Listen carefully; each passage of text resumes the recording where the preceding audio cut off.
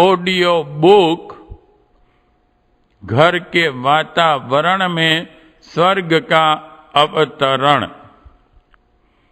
Chapter 5 गृहस्थ में वैराग्य।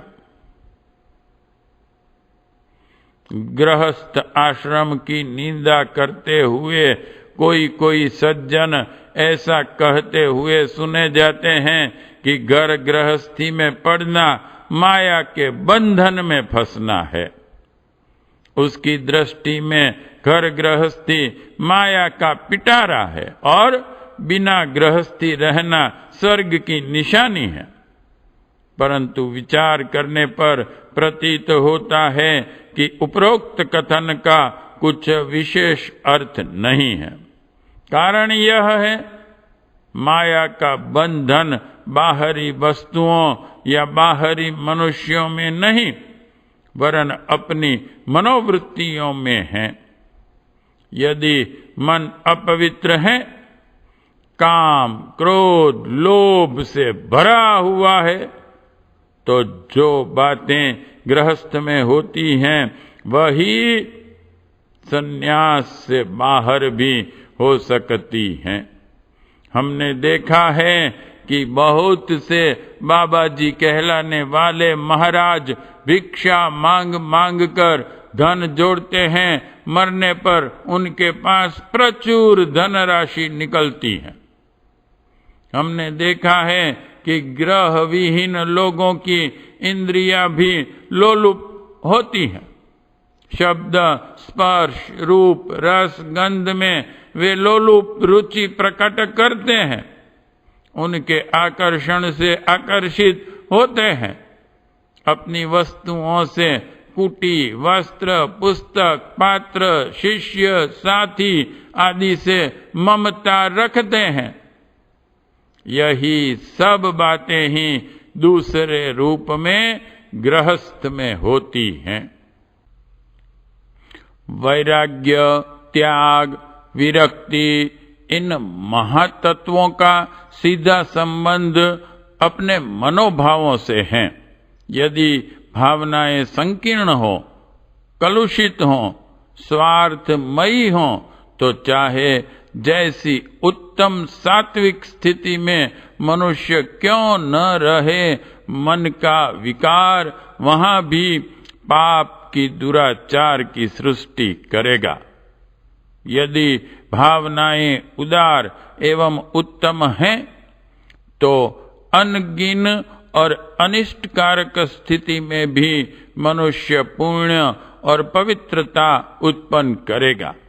महात्मा इमर्सन कहा करते थे कि मुझे नरक में भेज दिया जाए तो भी मैं वहां अपने लिए स्वर्ग बना लूंगा।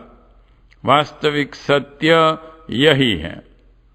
हर आदमी अपनी भीतरी स्थिति का प्रतिबिंब दुनिया के दर्पण में देखता है।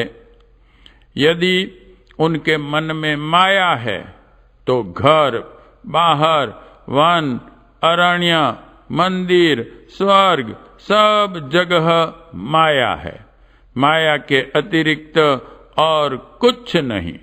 यदि मन साफ है, पवित्रता, प्रेम और परमार्थ की दृष्टि है, तो घर का एक कोना पुनित तपोवन से किसी भी प्रकार कम न रहेगा।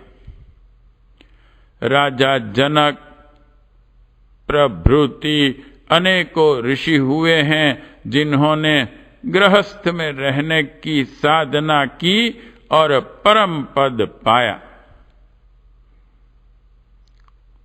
वीरता भागने में नहीं, वरन लड़ने में है।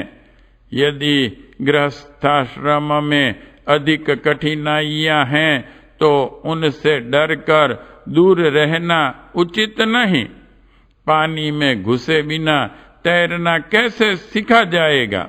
कोई व्यक्ति यह कहे कि मैं अखाड़े में जाकर व्यायाम करने की कठिनाई में पड़ना नहीं चाहता, परंतु पहलवान बनना चाहता हूं, तो उसकी यह बात बालकों जैसी अनगढ़ होगी। काम, क्रोध, लोभ, मोह के दाव घातों को देखना, उनसे परिचित होना, उनसे लड़कर विजय प्राप्त करना, इन्हीं सब अभ्यासों के लिए वर्णाश्रम धर्म के तत्वदर्शी आचार्य गृहस्थाश्रम को सर्वश्रेष्ठ सर्वोपरि आश्रम बताते हैं। संपूर्ण देवर्षि इसी महान गुफा में से उत्पन्न और विकसित हुए हैं। जरा कल्पना तो कीजिए, यदि गृहस्थ धर्म, जिसे निर्बुद्धि लोग माया या बंधन तक कह बैठते हैं, न होता तो राम, कृष्ण, बुद्ध, ईसा, मोहम्मद, गांधी कहां से आते? सीता, सावित्री, अनुसुईया, मदालसा, दमयंती, पार्वती आदि सतियों का चरित्र कहां से सुन पड़ता?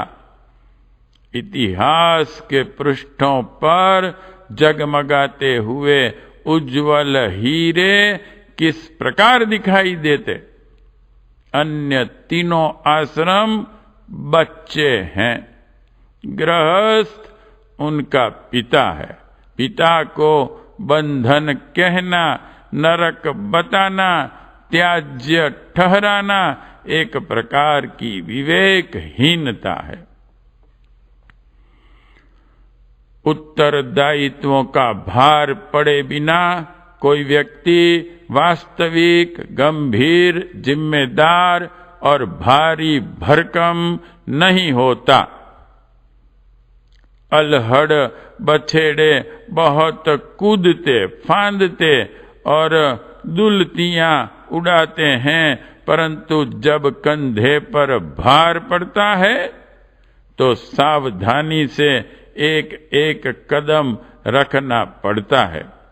हाथी जब गहरे पानी में धंसता है तो अपना एक पैर भली प्रकार जमा लेता है, तब दूसरे को आगे रखता है।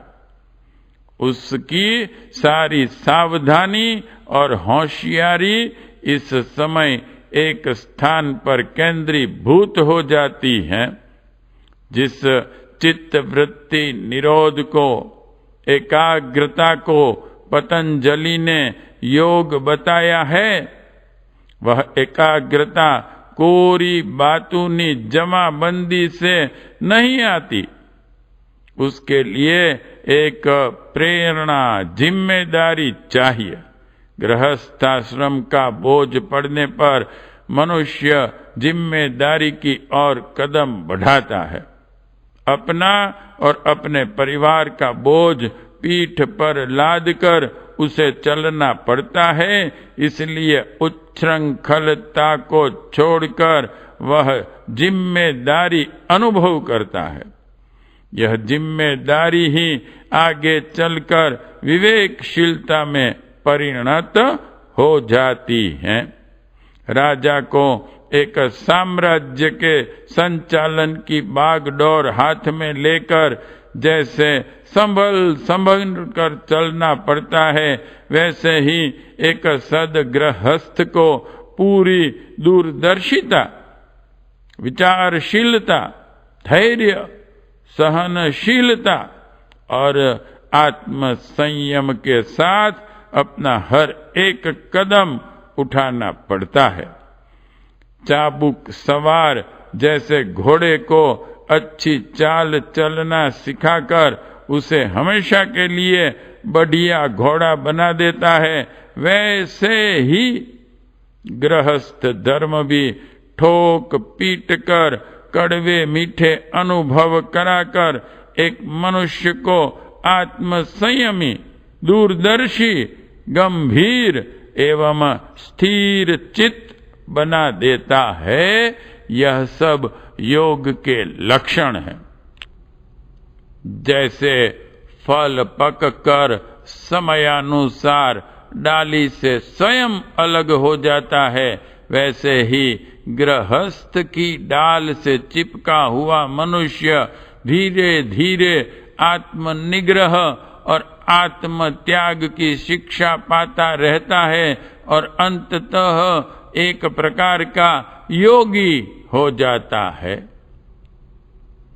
लिप्सा, लालसा, तृष्णा, लोलुपता, मदांधता, अविवेक आदि बातें त्याज्य है। यह बुरी बातें गृहस्थ आश्रम में भी हो सकती हैं और अन्य आश्रमों में भी। इसीलिए गृहस्थ आश्रम त्यागने योग्य नहीं, वरन अपनी कुवासनाएं ही त्यागने योग्य हैं। चैप्टर 5 समाप्त।